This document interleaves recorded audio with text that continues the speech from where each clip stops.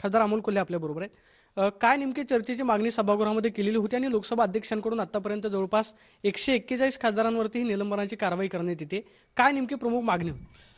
यातली एक प्रमुख मागणी होती ती म्हणजे संसदेच्या सुरक्षेमध्ये जी चूक झाली त्यावर चर्चा करा आणि मी आणि आमच्या नेत्या खासदार सुप्रियाताई सुळे केवळ ही मागणी करत होतो.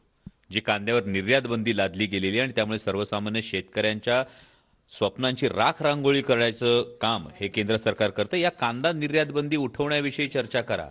या कांद्याच्या निर्यातीविषयी चर्चा करा. त्यावर तुम्ही आधी 40% निर्यात शुल्क लादलं, कांद्याचे भाव पाडले, आता कुठं 4 पैसे मिळण्याची आशा निर्माण झालेली असताना तुम्ही निर्यात बंदी लादून कांदा उत्पादक शेतकऱ्यांच्या स्वप्नांची राख रांगोळी केलीत. यावर चर्चा आम्ही मागत होतो. परंतु या सरकारला अजिबात सर्वसामान्यांचं ऐकायचं नाही, शेतकऱ्यांचं ऐकायचं नाही, विरोधकांचं ऐकायचं नाही आणि थेट निलंबनाची कारवाई ही उगारण्यात आली. पहिला मुद्दा होता तो म्हणजे संसदेमध्ये जी घुसखोरी करण्यात आली त्या संदर्भामध्ये बोलावं. मात्र जे तरुण ज्या खासदारांच्या पासवरती गेलेले होते ते खासदार भाजपचे आहेत, म्हणून ही चर्चा सभागृहामध्ये करणं टाळलं जाते.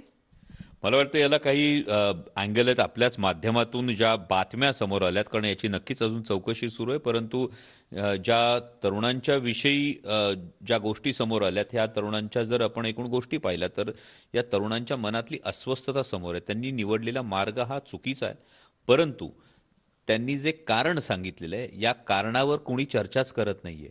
म्हणजे त्यांच्या मनातली जी अस्वस्थता आहे, बेरोजगारीमुळे असणारी अस्वस्थता असेल, त्यांचं म्हणणं मांडायला संधी न मिळणारी जी अस्वस्थता असेल, या अस्वस्थतेविषयीच सरकारकडे उत्तर नाहीये. म्हणजे माननीय पंतप्रधानांनी दरवर्षी 2 कोटी रोजगार देण्याचं आश्वासन दिलं होतं. कदाचित या सगळ्या गोष्टी जर पटलावर चर्चेला आल्या असत्या तर माननीय पंतप्रधानांच्या दाव्यातला फोलपणा हा संसदेच्या पटलावर समोर आला असता.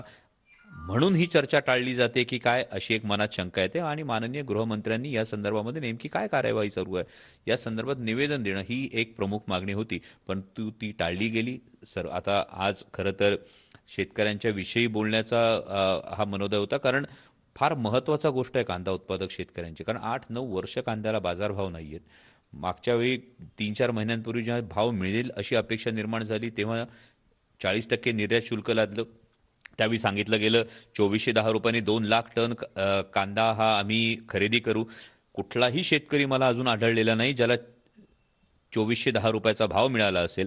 आत्ता साधारणतः परत जेव्हा 4000 4,500 रुपयापर्यंत जर क्विंटलचा भाव जात होता, शेतकऱ्यांना 4 पैसे मिळण्याची आशा निर्माण झाली होती, त्यावेळी सरकारनं घाईघाईनं निर्यात बंदी लादली आणि जेमतेम 1200-1500 रुपयावर क्विंटलला भाव आलाय. म्हणजे 40 रुपयाचा पर किलो कांदा हा जवळपास 12-15 रुपयांनी विकायची शेतकऱ्यावर वेळ आली. मग प्रश्न हाच आहे की हा शेतकरी जेव्हा त्याला कांदा फेकून द्यावा लागतो, जेव्हा तो वर्षानुवर्ष नुकसानीत कांदा करतो, तेव्हा हे सरकार मदतीला धावून येत नाही. आणि जेव्हा त्याला 4 पैसे मिळण्याची आशा निर्माण होते तेव्हा प्रत्येक वेळी सरकार या शेतकऱ्यांच्या मुळावर का उठतं? म्हणजे जर खाणाऱ्यांचीच फक्त सरकारला काळजी असेल तर सरकारनं याचंही उत्तर द्यावं. जर पिकवणाऱ्यांनी पिकवणंच सोडून दिलं तर खाणारे खाणार काय आहेत?